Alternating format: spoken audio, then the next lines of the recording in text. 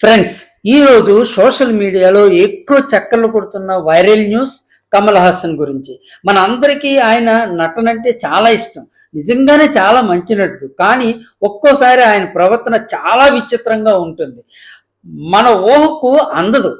ఆయనకు ప్రాథమిక హక్కులు అంటే like right of expression, freedom of speech ఉన్నట్లే మనకు ఉంటాయని మరిచిపోతాడు. ఇటీవల ఒక సభలో కమల్ హాసన్ కన్నడ భాషపై చేసిన కామెంట్స్ చినికి గాలివానలా మారి ఇప్పుడు ఏకంగా పెద్ద తుఫానై కూర్చుంది.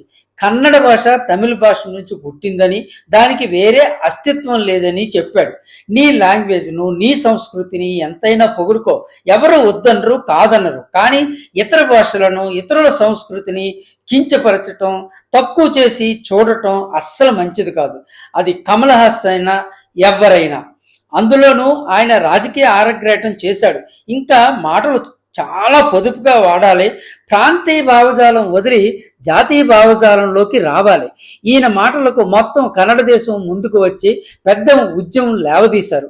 కమల్ హాసన్ క్షమాపణ చెప్పాలని, లేకపోతే జూన్ 5న రిలీజ్ అయ్యే ఆయన సినిమా టగ్ లైఫ్ మొత్తం కర్ణాటకలో రిలీజ్ చెయ్యనివ్వమని డిమాండ్ మొదలుపెట్టారు. కన్నడ భాష రక్షణ సమితి, Karnataka film chamber of commerce ఏకంగా కమల్ హాసన్ మీద కేసు నమోదు చేయించారు. కమల్ హాసన్ క్షమాపణ చెప్పనంటున్నాడు. అంటే ఈ సినిమా కర్ణాటకలో రిలీజ్ అవ్వదు, నిర్మాతకు ఆర్థికంగా నష్టం. అయితే ఈ సినిమా కమల్ హాసన్ సొంత సినిమా కావటం వల్ల నోరు జారిన ఫలితం ఆయనే అనుభవిస్తాడు. 5th జూన్ వరకు వెయిట్ చేద్దాం. జరగబోయే పరిణామాలు ఏమిటో చూద్దాం. Friends, please subscribe our channel Venkadu creations. Thank you all.